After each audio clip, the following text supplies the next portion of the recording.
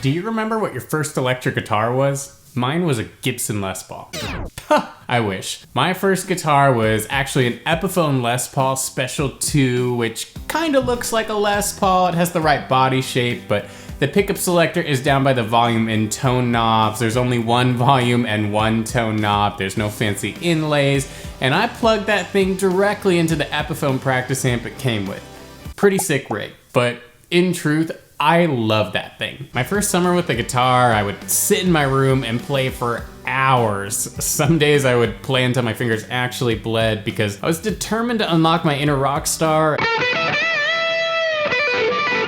And I was also convinced that that was like a very authentically rock and roll thing to do. I did get a lot better that summer, but I feel for my parents that had to listen to all that. That was bad. They never complained about it and were so supportive. I remember one time I was in my room trying to play Zeppelin and my mom comes in and is like, "Is that you?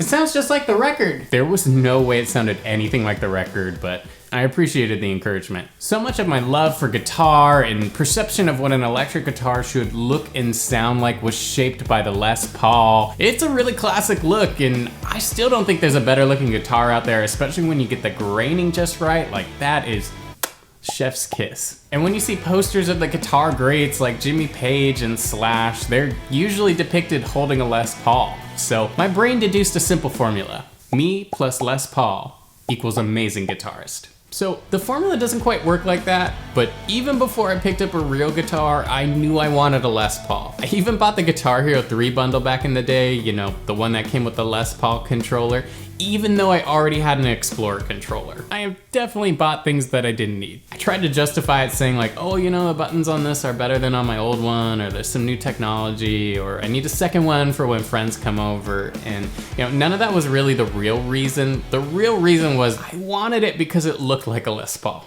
Time passes and I'm getting better at guitar, and I'm only falling further and further into love with the instrument. So my mom says to me, "Hey, for your 16th birthday, your dad, Nana, and I have talked about it, and we're willing to get you a Gibson Les Paul as a combined birthday Christmas present." Teenage me is screaming right now. I was in complete disbelief. But of course I said yes, and I insisted that it must be a Cherry Sunburst Les Paul with immaculate graining so that it could be like Jimmy Page. My parents are smart and they know I can be a little particular about these kind of things. It's not bad. There's definitely something funky going on. So they start perusing the Guitar Center over the next couple months to see if they can find the one. Because if you've ever been to a guitar store, you know that not all grainings are the same on Les Pauls. They can vary greatly between different units. And if you're gonna spend that much money on a guitar, you should be happy with how it looks, right? Fast forward to November, and I get a call from my mom on Black Friday, and she says, "Hey, they have a gorgeous Les Paul at the Guitar Center, but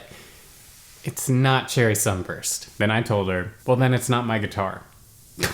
I'm just an idiot. And she says, "I know you have your heart set on the Cherry Sunburst, but I really think you should see this thing." So I begrudgingly agree, and I drive down to the Guitar Center, and my oh my mom was right. At the very top of the guitar wall was an immaculate Desert Burst Les Paul. This one, in fact. They take it down for me, I plug it in, and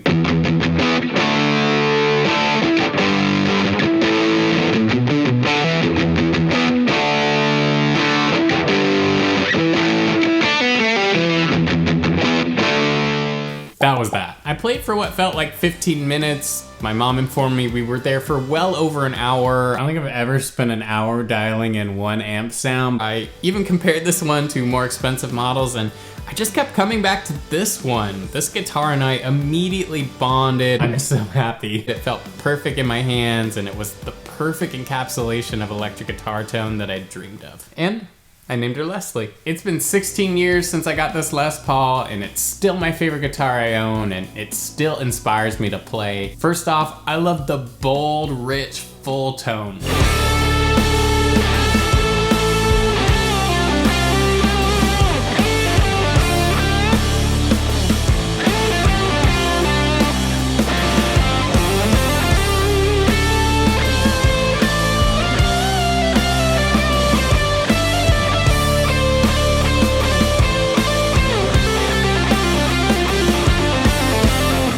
While everyone talks about Telecasters being versatile, and I mean they definitely are, I think the Les Paul is also a super versatile guitar.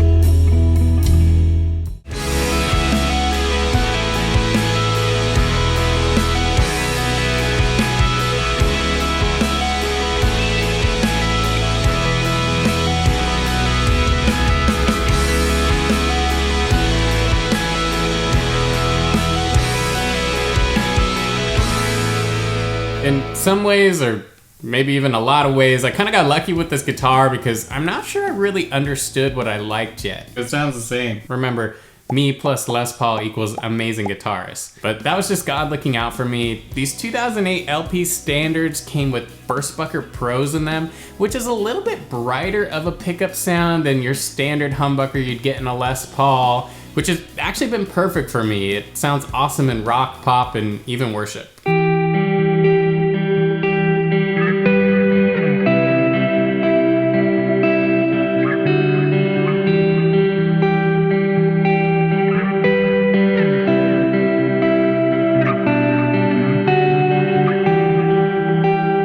I think every guitarist has a guitar like this for them, the one that made them want to play, shape their sound, and brings back all the nostalgia. What's funny to me is while the Gibson sound may not be the trendy sound you hear about on the internet right now, I think there's no denying that the Les Paul is a classic tone. So it just means that I'm becoming a dad for liking Les Pauls, then, you know, I can live with it. Be sure to leave a comment down below with what guitar changed everything for you. Leave a like on the video if you enjoyed it, and subscribe to the channel if you're new. I'm really hoping to get as close to 10K subscribers by the end of the year as possible, and we're well on the way. So thank you to everyone who's subscribing and supporting the community here, and I'll catch you next time.